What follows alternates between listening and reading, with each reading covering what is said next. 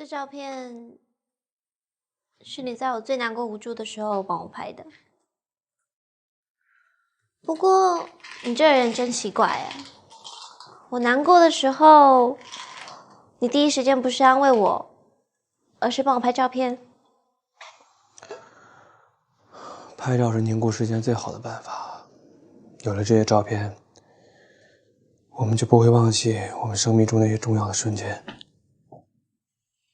有些事不用一辈子都记得吧。总之，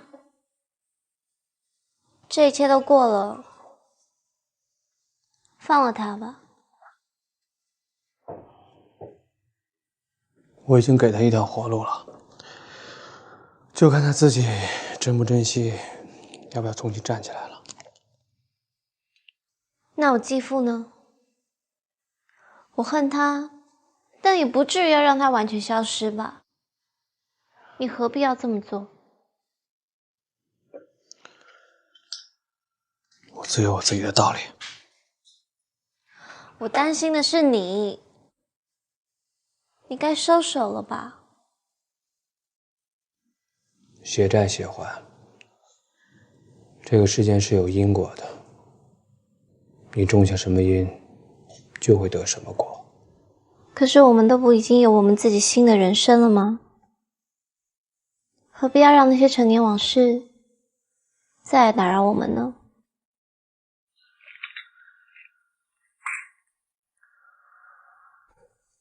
放心吧，不管发生什么，我都会照顾好你跟孩子的。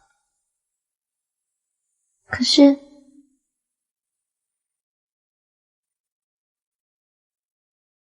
放心吧，我自有我自己的分寸。好，走吧。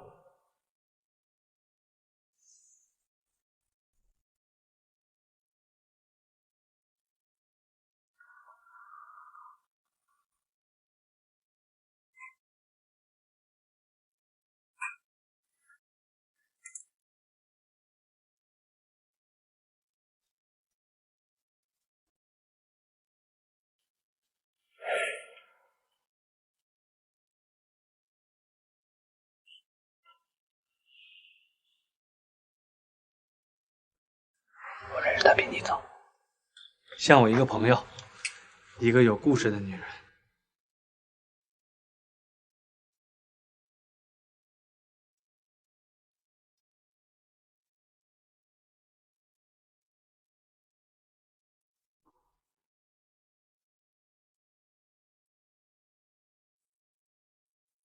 你喜欢看电影吗？还行。那你们两个肯定有共同话题啊。昨天的事情不好意思啊，我老婆对你不太了解，可能让你难堪了。一点都不难看，那女孩多好啊！他要和我分手。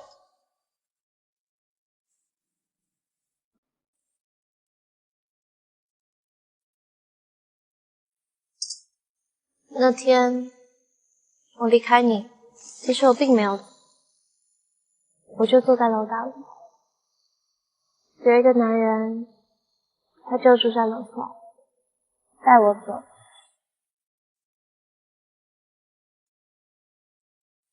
我忘了那天晚上我哭了多久，我只记得那是我这辈子哭得最久的一次。但我哭得那么心安，比在你怀里的时候还要心安。后来我哭累了，他就跟我说住下来吧，于是我答应了。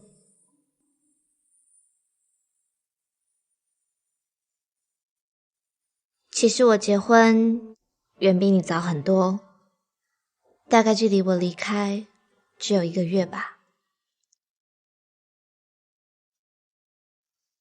他说他爱我，愿意娶我，愿意和我一起养大孩子，于是我嫁给了他。我知道你没有换钥匙，有时候趁你不在家，我会偷偷的回去看看，看看我们曾经生活过的地方。我拿走了一张我们的合影。我本来想把我们的合影带在身边，但我又怕自己看了伤心，最后还是决定撕掉它。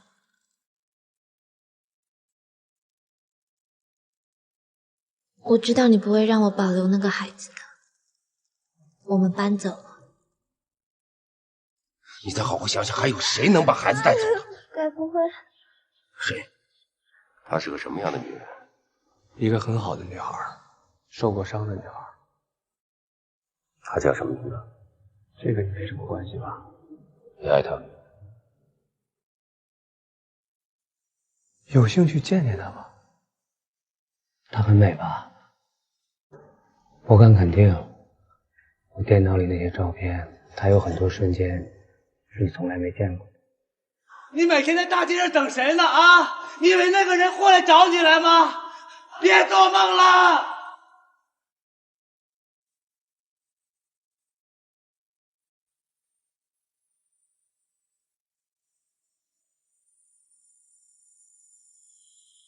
你们出来跟我谈了？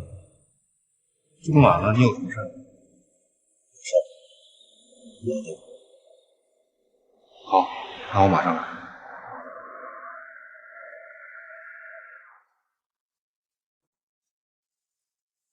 有话就说吧，你这个人心里有事儿都写在脸上。我现在特别想找人说话，特别想发泄，我他妈心里那种火都逼疯了。仁义又骂你了？我今天见到一个人。谁啊？爱宝。然后呢？我看见他跟仁义在一起，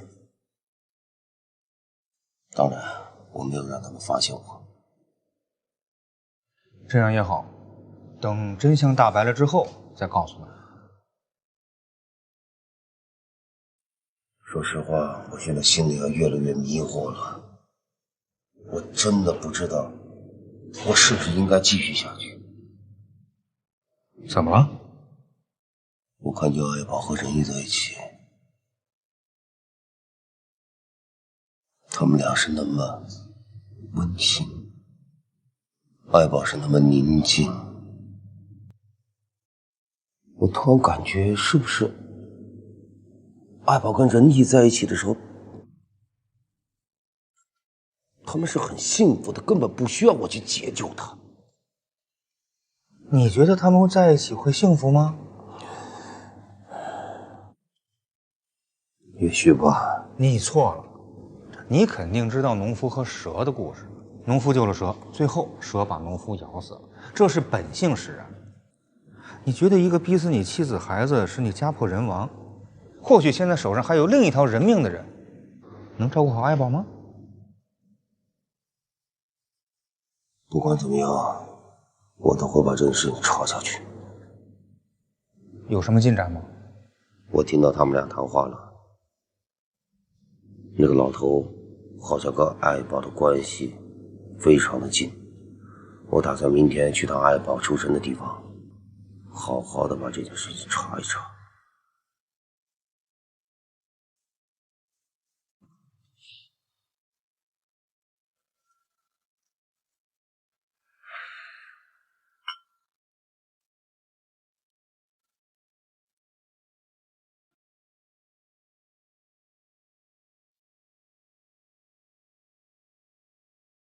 这一切都过了，放了他吧。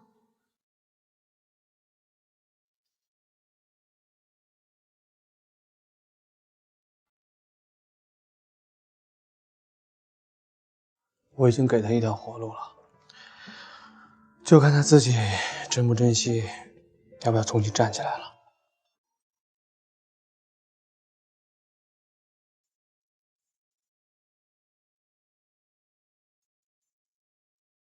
可是我们都不已经有我们自己新的人生了吗？何必要让那些陈年往事再来打扰我们呢？血债血还，这个世间是有因果的，你种下什么因，就会得什么果。我自有我自己的道理。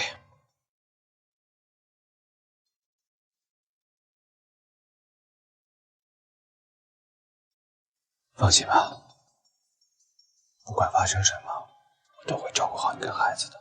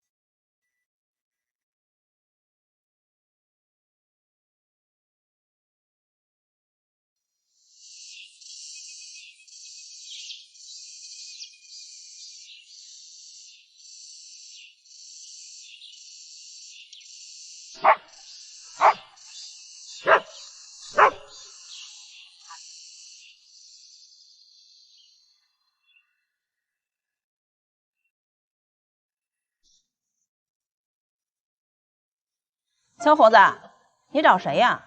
大妈，那个我是爱宝的朋友，那个他们家住哪儿啊？就这个屋子。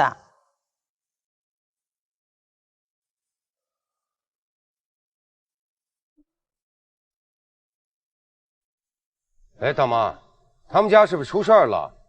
怎么会放俩遗像呢？那是爱宝他妈妈和他继父，他妈妈是得了胰腺癌，1个多月前就去世了。他这个后爸呀，可能是太伤心了，又加上生活潦倒，就跳楼了。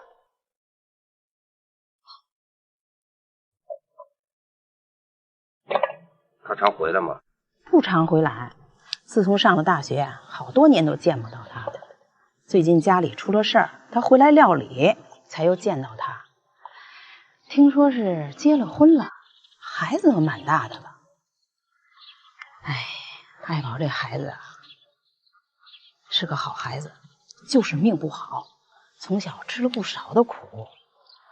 你是他朋友，能帮就多帮帮他。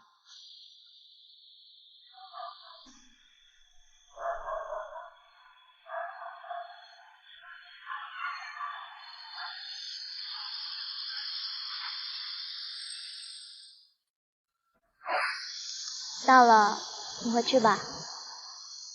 我不在你身边，你要好好照顾自己，行吗？行，我会的。是你害我跟李朵闹翻的，你得全部负责，负责到底。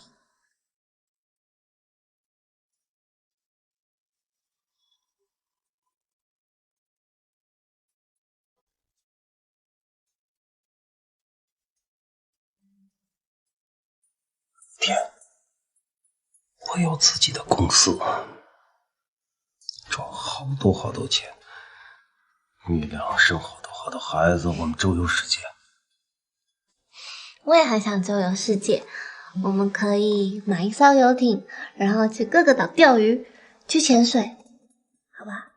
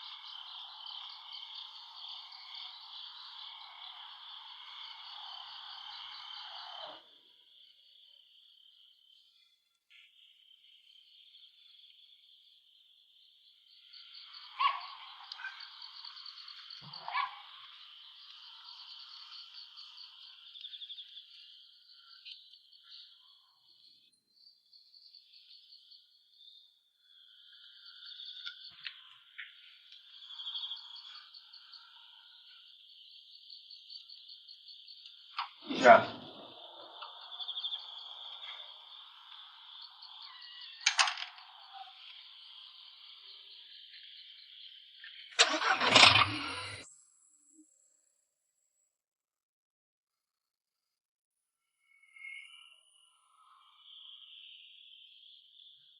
这次你去爱宝的老家，查出什么新线索了吗？1个月前，爱宝的母亲得了胰腺癌去世了。那个跳楼的老头，就是爱宝的继父。啊？啊？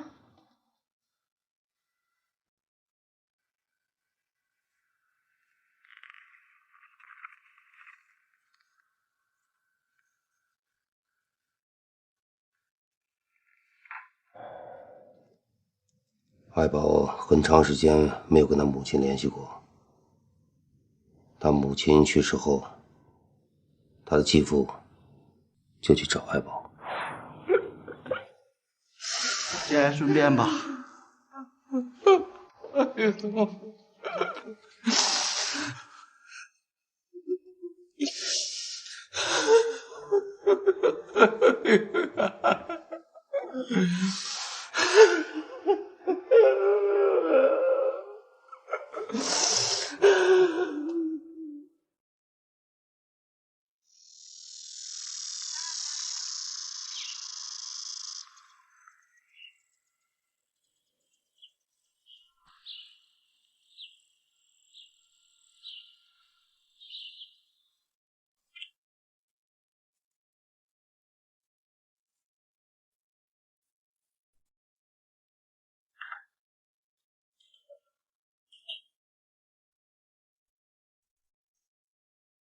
你到这儿来干嘛？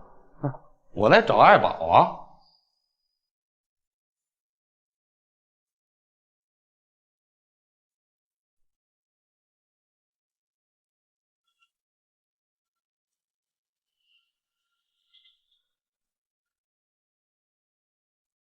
爱宝的不想见你。爱宝的母亲去世了，爱宝应该知道。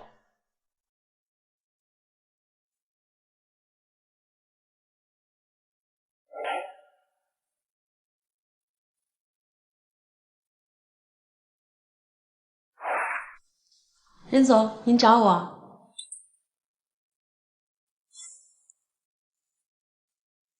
我要取一笔钱，你去准备一下，不能声张。好，那我这就去准备。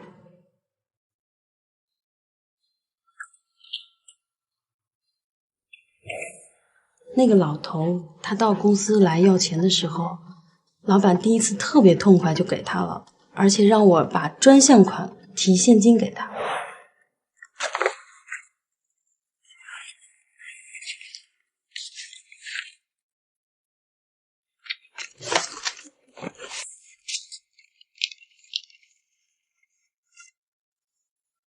但是没过多久，那老头又来了，还要那么多钱。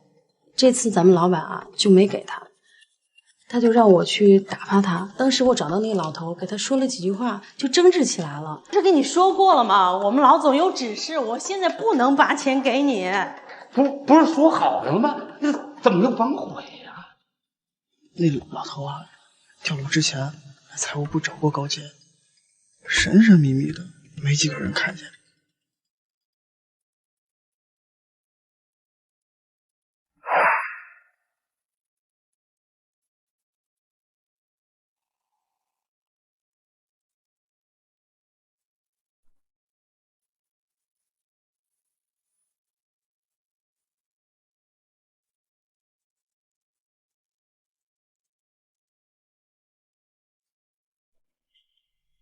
拿到这些钱，以后我不想再见到你。放心，在这些钱没花完之前，我不会找你麻烦的。少废话！我要你永远消失。不管怎么说，爱宝也是我女儿啊，女儿养老的是天经地义的事儿。你娶了爱宝，按理说你还应该乖乖叫我一声爸爸呢。哎，跟我废话！你滚，听见了吗？你让你滚！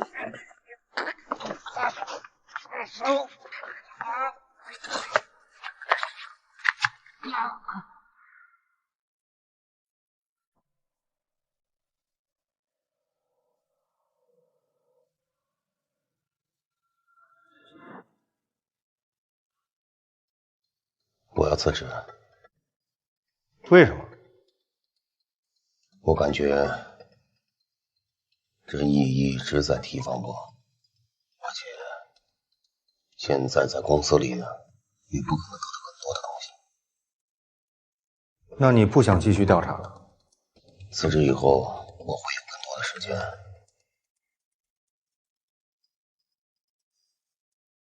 我会继续的把这个案子调查下去。好吧，我支持你。我也是。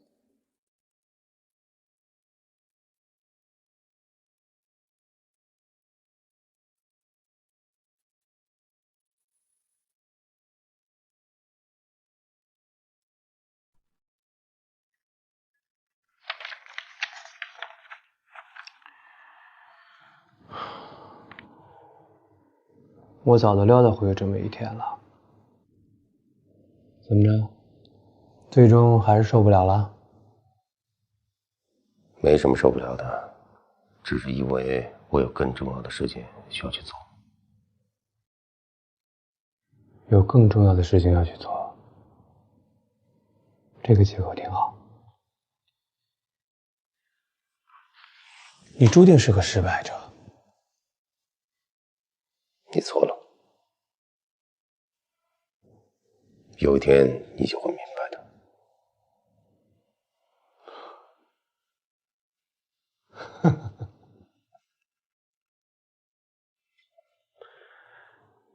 我真希望我能等到那一天啊！哦，对了，代我向孙林还有那个魏继阳问好。这些天真是把他们两个忙坏了。你真的以为自己是上帝呀？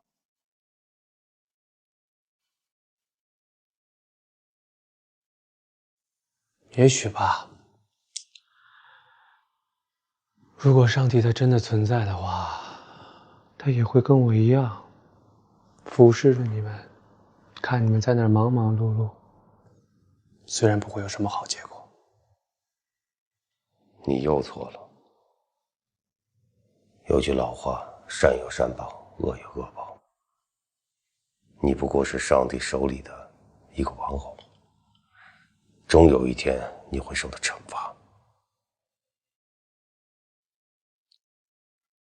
那我们就拭目以待吧。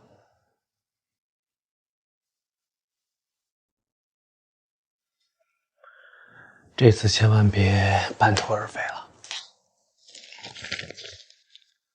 我不会让你失望的。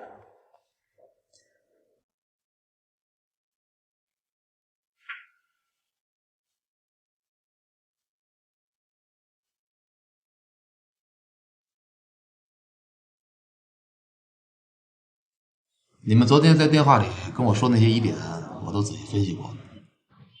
您怎么看？单从法律层面上来说，证据还不充分。主要是我们发现了一些新的疑点，需要重新介入调查。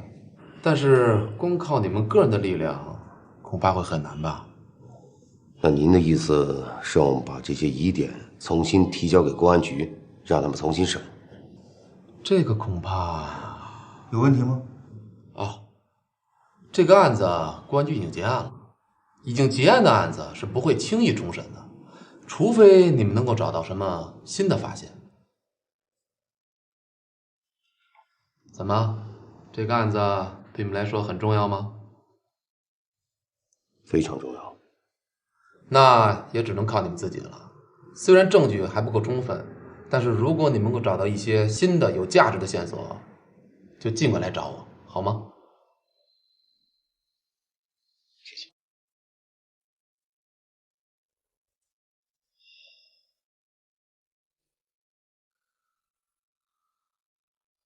别气馁，律师也说，并不是完全没有机会。我这回去整理一下乃木的遗物，看看能不能找到一些有价值的线索。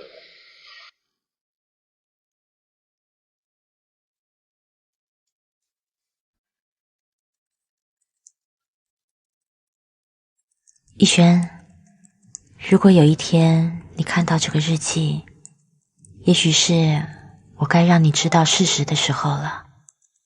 也许我们两个也已经分开了，谁知道呢？我就是想每天记录下点滴的心情，把自己也搞不清楚的那些胡思乱想都写下来。这里面记录的点点滴滴，不管是欣喜、感动、失落或是悲伤，都是我最真实的感受。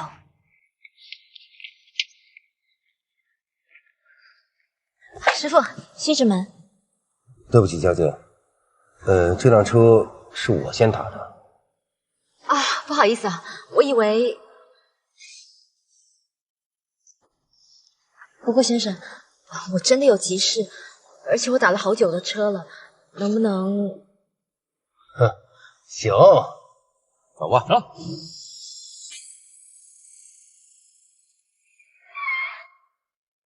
今天谢谢你。别那么客气。再见。再见。今天回幼儿园的路上，偶然认识了一个叫林逸轩的男人。他长得很酷，高高的个子，黑黑的皮肤，还有一双忧郁的眼睛。老师。不过他的人挺不错的，他不但让我拼了车，而且还帮我捡回了手机呢。今天我的运气真不错。别客气。今天你都帮我2次忙了，不知道你怎么称呼？我叫林轩。我叫乃梦。你不用工作吗？怎么好像每天都很闲的样子？我现在没有任何的工作，我破产了。破产？这还是我第一次听到有人说自己破产还这么轻松的。是吗？是啊，现在一无所有了。原来呢，我觉得钱很重要，可现在我认为钱只是一个数字。听起来你好像大彻大悟了。也许吧。自从破产以后，反正也没有工作，闲着就闲着吧，也没什么不好。可是人闲久了会慌的吧？其实很多时候，我也常常会心情不好，不想工作，不想说话，什么都不想做。每次到了这种时候啊，我就会找孩子开开心心的玩一场。孩子们有种治愈人心的力量，只要跟他们开开心心的玩一场，所有的烦恼好像都不见了。其实你没事的话，可以常来这里坐坐，当做打发时间也好。反正这里是私人幼儿园，我可以偷偷放你进来。会不会太麻烦了？像你这样的大孩子，应该不会太麻烦吧？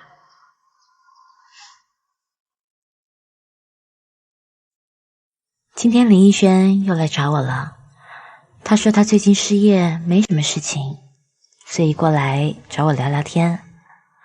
奇怪的是，我从他的眼睛里并没有看见一个失业者的沮丧，反而有种轻松下来的感觉。大家都洗手了没有啊？洗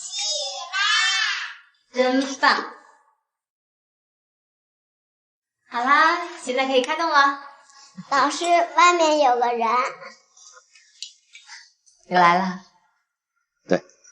叔叔，你怎么不进来呀？老师没让叔叔进来，叔叔不敢进来啊。老师让叔叔进来吧。那小朋友，我们让叔叔进来陪我们吃饭好不好？好。他们说你可以进来了。那我进来了。快点吃，今天要把饭菜都吃光光，好不好？今天他又来找我了，而且他还主动要求要和孩子做些游戏。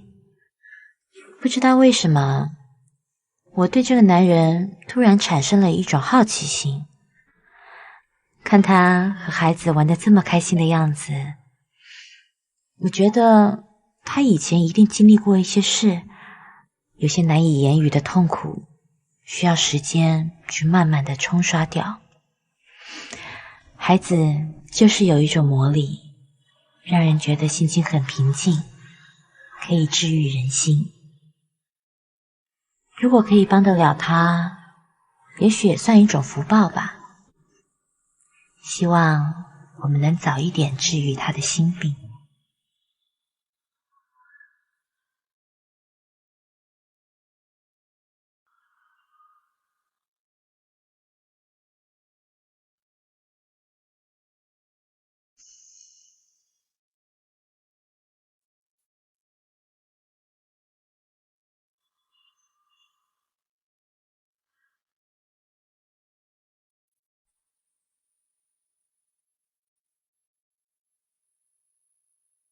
最近见到他挺多的，他和孩子们也越来越亲近。有时候感觉他就是一个没长大的孩子，根本不是外表上的那样。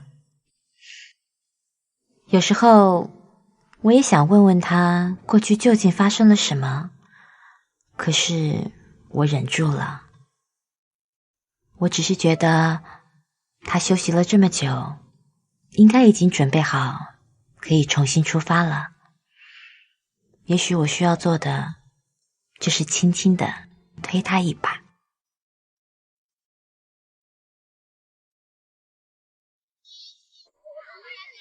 你怎么又来了？和他们在一起很快乐，什么都忘记了。你以后别再来了。为什么呀？作为一个男人，在哪里跌倒就该在哪里站起来啊！我相信你可以的。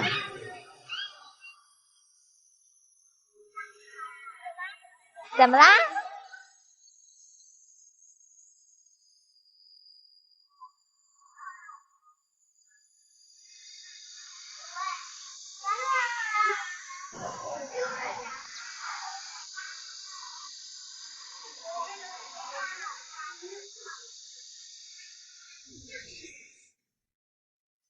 林逸轩并没有让我失望，从那天开始，他就没有再来幼儿园，但是我们的交往并没有减少，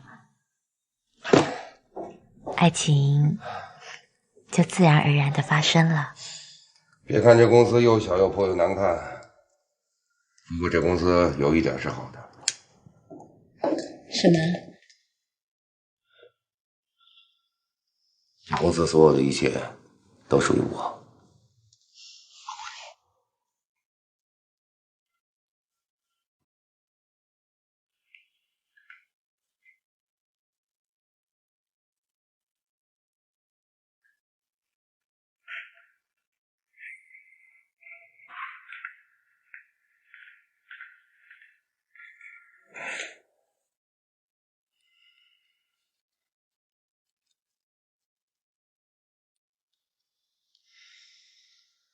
辛苦你了。你醒了。你啊，太辛苦了。我只是希望你振作起来，可是也没说让你变成一个工作狂人啊。不拼命不行啊，小公司啊。我是希望把公司送上正轨，多赚点钱。咱们俩在一起啊，可以多生点孩子。我还想办个幼儿园呢。你这算是在跟我求婚吗？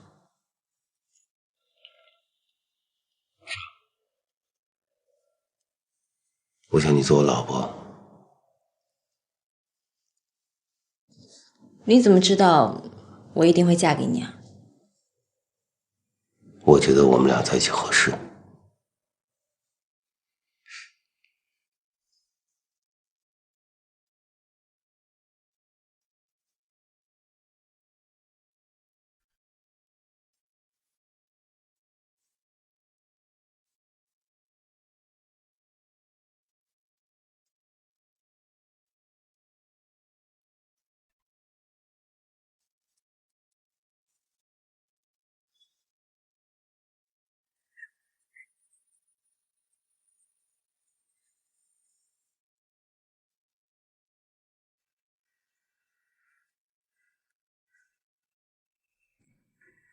就这样，我嫁给了逸轩，嫁给了一个不懂得浪漫却很务实的男人，一个为了家庭愿意去努力打拼的男人。我知道他是爱我的，他需要我，而我也同样需要他。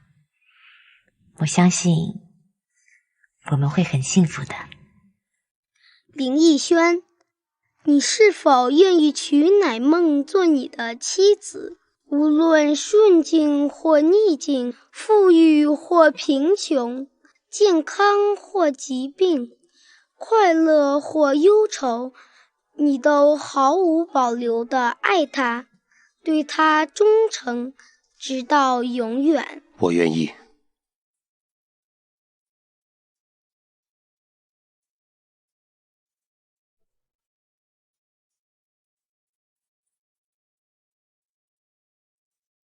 乃梦，你是否愿意嫁给林逸轩为他的妻子？无论顺境或逆境，富裕或贫穷，健康或疾病，快乐或忧愁，你都毫无保留地爱他，对他忠诚，直到永远。我愿意。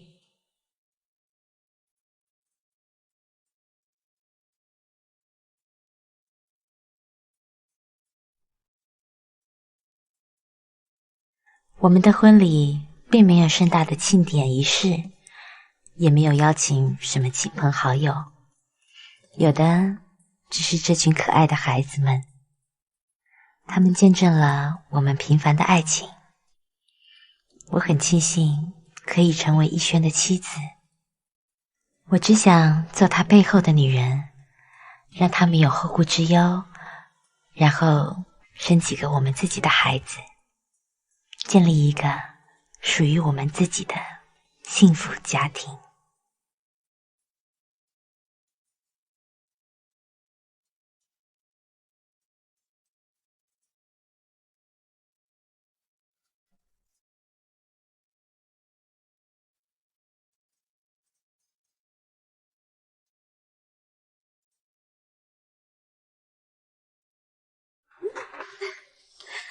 你看，现在小孩的衣服真可爱。真是挺可爱的。这好像是女孩的吧？你哪知道我们生的是男是女啊？那你想要男的女的？是孩子都行啊。还有这黄色总没有分男的女的吧？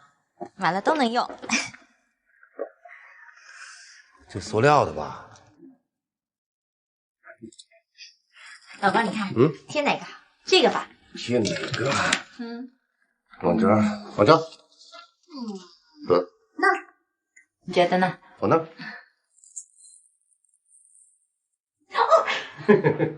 不帮忙还一直玩。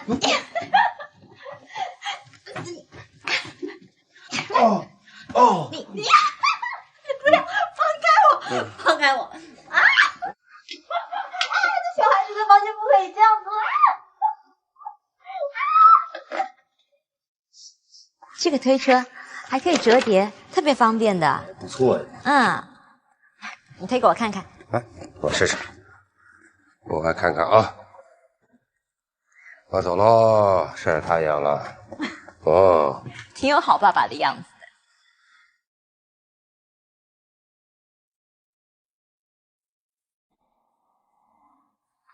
你怎么这么慢啊？那个遇了点小麻烦，你怎么样了？做了检查，现在就等报告了。没事的，我相信我们肯定没事。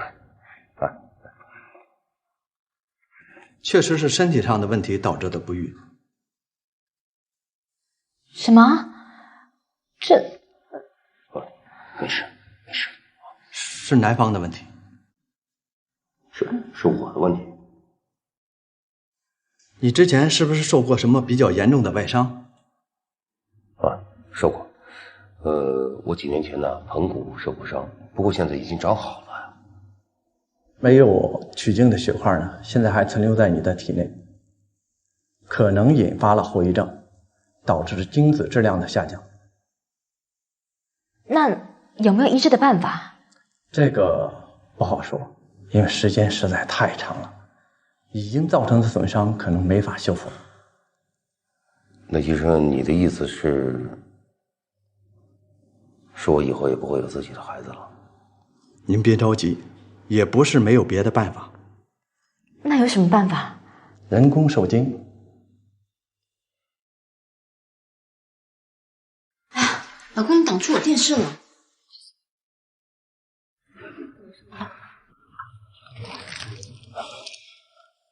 别在家待着了，出去溜溜吧，吸收一下新鲜空气。我在看电视呢，现在正精彩。有啥好看的呀？我跟你说，电视辐射最大了，万一咱们有孩子，我对孩子不好。好，那我别看电视，我去做饭。你怎么是个辛苦命呢？今天我做，你到外面晒太阳去。啊？听话。你行吗？行的。我去。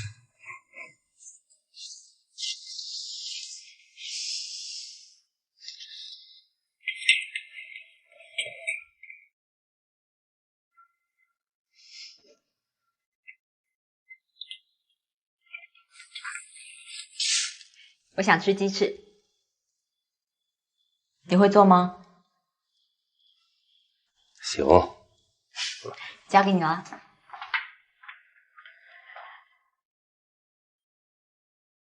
还没有反应吗？没有，都试了这么多次了，要还上早还上。咱们再去趟医院，也不知道是哪些方面出了问题。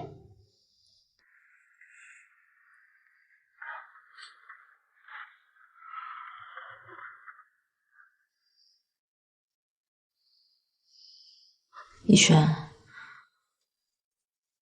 我真的很想要有个孩子，可是要是我们真的没办法有孩子怎么办？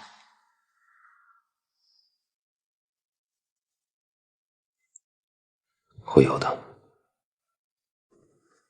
一定会有的。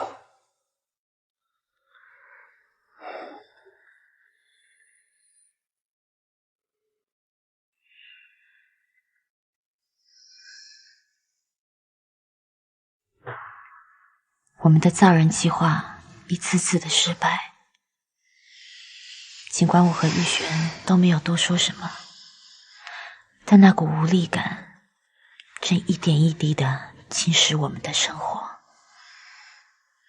想什么？我知道你特别想要孩子，真的对不起。你瞧瞧我现在这个样子，都怪自己年轻的时候太意气用事了。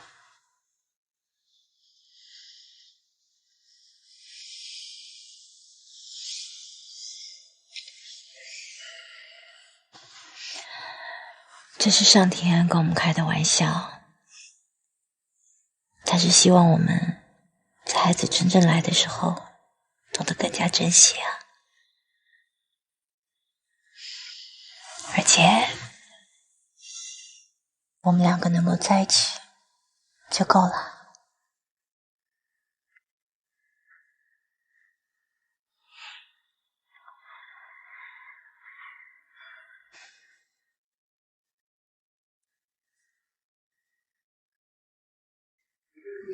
好了，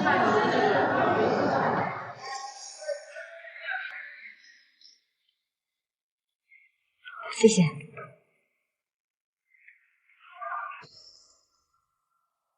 今天我自己去医院做检查，逸轩最近工作比较忙，我不想打扰他。更重要的，我不想看见他失望的表情。还是不行。我已经跟你说了，你不要在这种方式上抱太多的希望，总这样下去对身体也不好。那医生，我求求你帮我想想别的办法吧。我愿意冒险，不管是什么方法，只要有一点机会，我都愿意试。关键问题不在于你这儿，你是完全具备有生育能力的人，是你丈夫的问题。你再怎么肯冒险也没办法。那我丈夫的问题真的没有办法治了吗？为了孩子，他一定什么都肯试的，所以有什么别的办法，您就尽管说。你丈夫的问题是外伤造成的，拖的时间太长，错过了最佳的治疗时机，现在谁也帮不了你。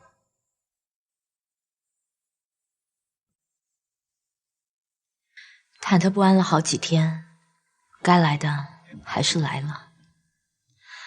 医生今天又问我怀孕的事了，可是我真的不知道该怎么回答他。睡了吗？还没呢。哎，老婆，那个，我记得应该这几天应该去趟医院了吧？上次医生说了，如果怀孕的话，应该这几天就能看出来了，对吗？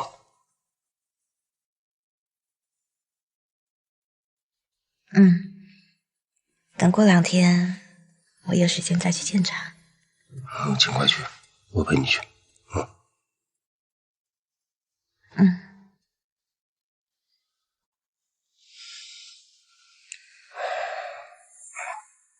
昨天晚上我做了个梦，你知道是什么吗？什么？我觉得特别吉利。你怀孕了，我当爸爸了。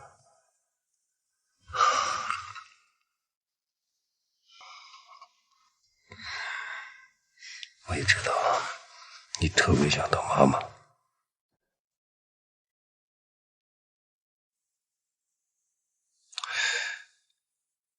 哎，老婆，你说咱们有了孩子，应该叫什么名字？你决定就好。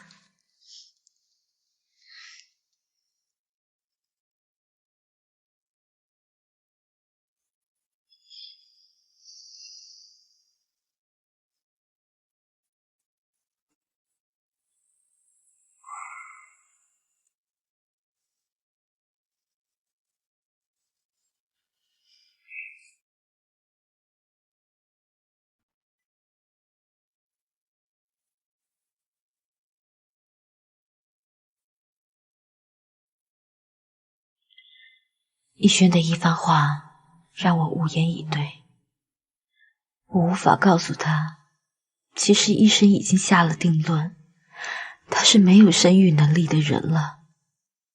可是我能做的，只是在心里默默地哀求上苍，哀求老天爷可怜可怜我们，赐给我们一个孩子。就算希望很渺茫，我还是期望有奇迹的发生。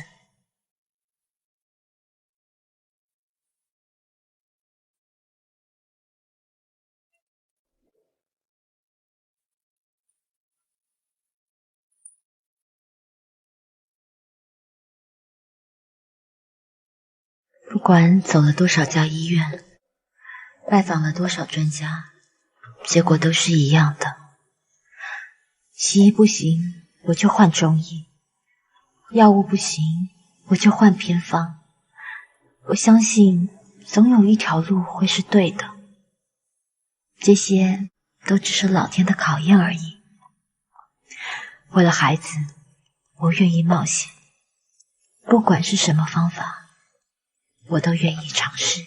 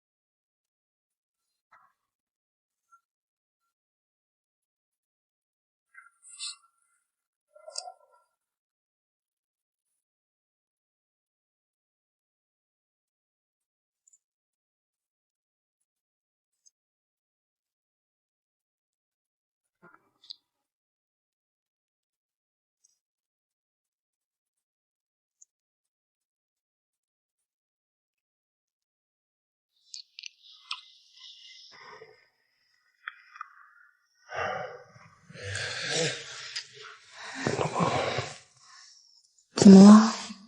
有点累了。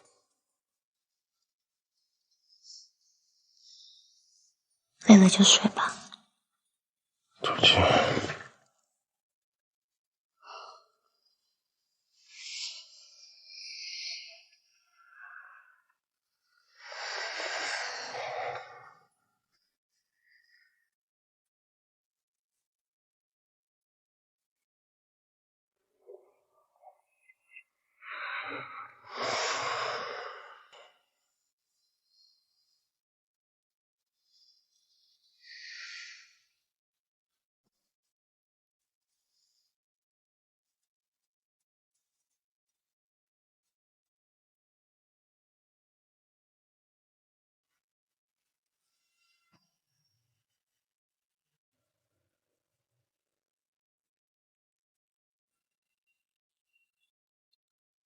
你好，我来拿报告。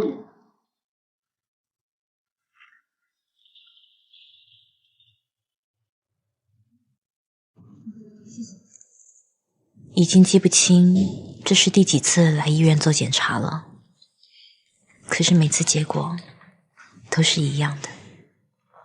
医生，这次的结果怎么样？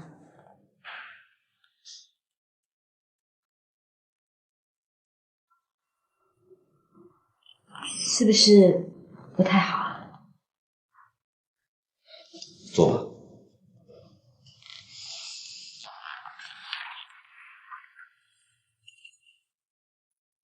这次人工受精又失败了，还是老问题，是精子的质量出现了异常。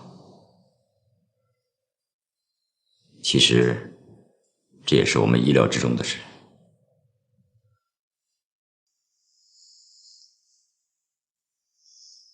没关系，那再多试几次吧。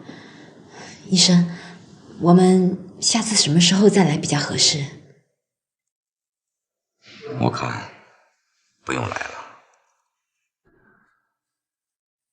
没有这个必要了。什么叫没这个必要？我早就跟你们说过，以目前精子的质量，成功受孕的几率太小，几乎微乎其微，不要再浪费时间了。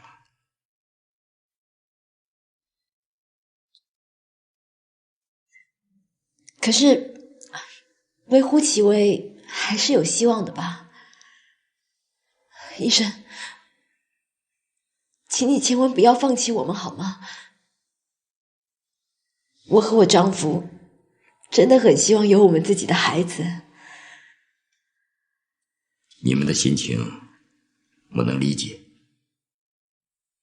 其实微乎其微就是已经没有机会了。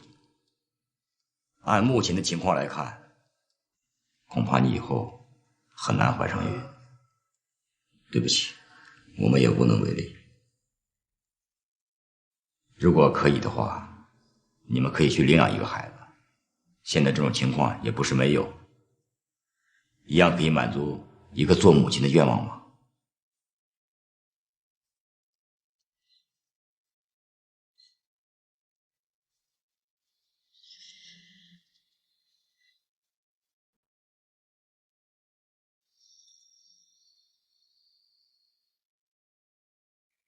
医生的话等于宣判了，我和逸轩不可能会有自己的孩子了。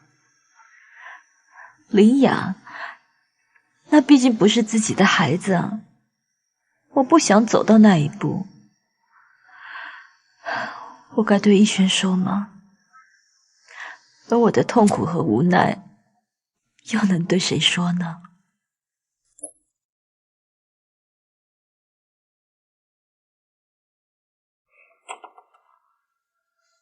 嫂子啊，是你啊！林总说家里的水管坏了，我过来看一下。嗨，有什么忙？今天仁义来家里帮忙修水管，我有点意外。不过仁义确实是个热心的好人。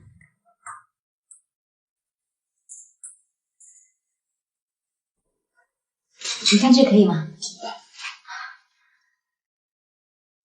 可以。真是太不好意思了。逸轩他太忙了，要是等他来修，都不知道等到什么时候。嫂子，你说这话就客气了。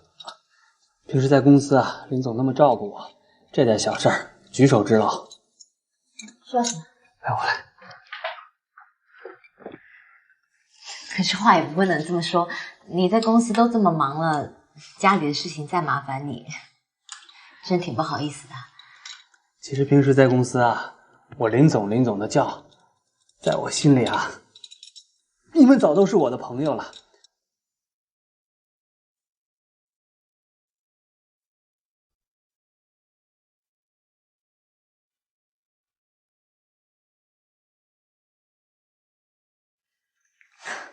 我愿意冒险，关键问题不在于你这儿。不管是什么方法，只要有一点机会，我都愿意试。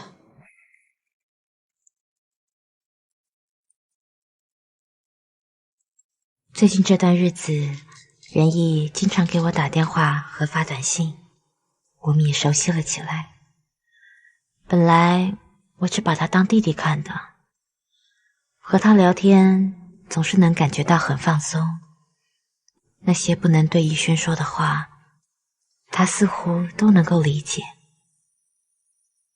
只是渐渐的，我感觉到他有别的想法了，甚至约我单独见面。我想以后还是要保持距离比较好。袁毅的确是一个很有才华又浪漫多情的人，原本我想把他介绍给爱宝的，可是他们似乎都没有这个意愿。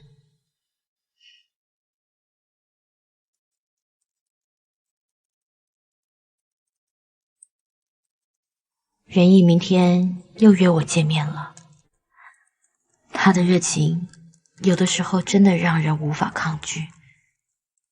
我的理性告诉我，我不该跟他走得这么近。可是我竟然会有一种邪恶的想法，要是仁义他能帮我怀上孩子，只要我不告诉逸轩，那这个孩子就是我们的了，是我们自己的孩子。可是这样真的可以吗？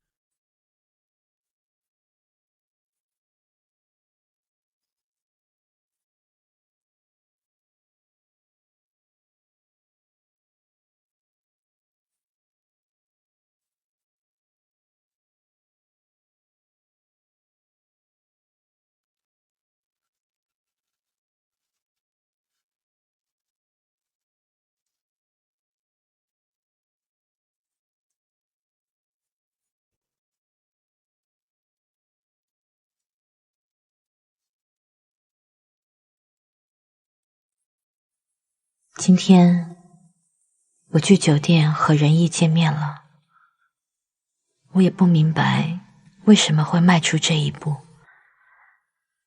想要一个孩子的欲望就像一个咒语一样，一步一步的把我推进这个房间。但我已经别无选择了，我真的只是想要一个孩子。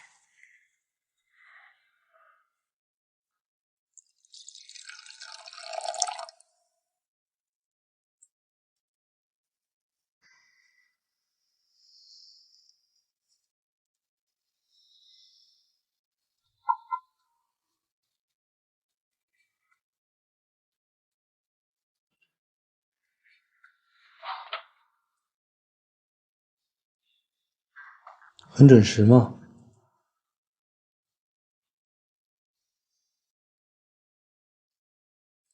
进去再说吧，有人会看见的。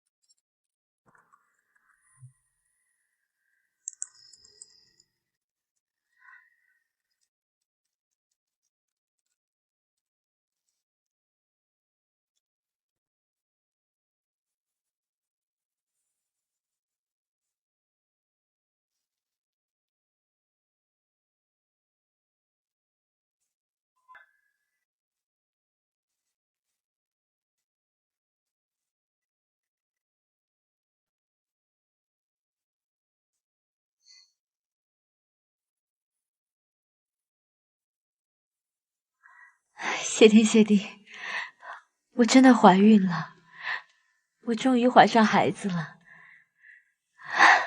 接下来该怎么办呢？我该告诉逸轩吗？可是这是仁义的孩子，对他真的太不公平了。不行，我还是应该再隐瞒一段时间。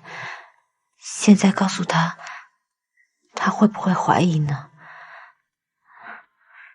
只要逸轩他不清楚我的怀孕日期，应该就不会被发现了吧？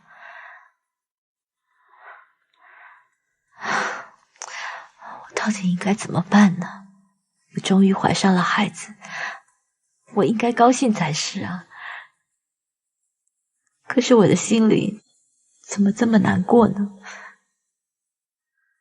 我到底做了什么？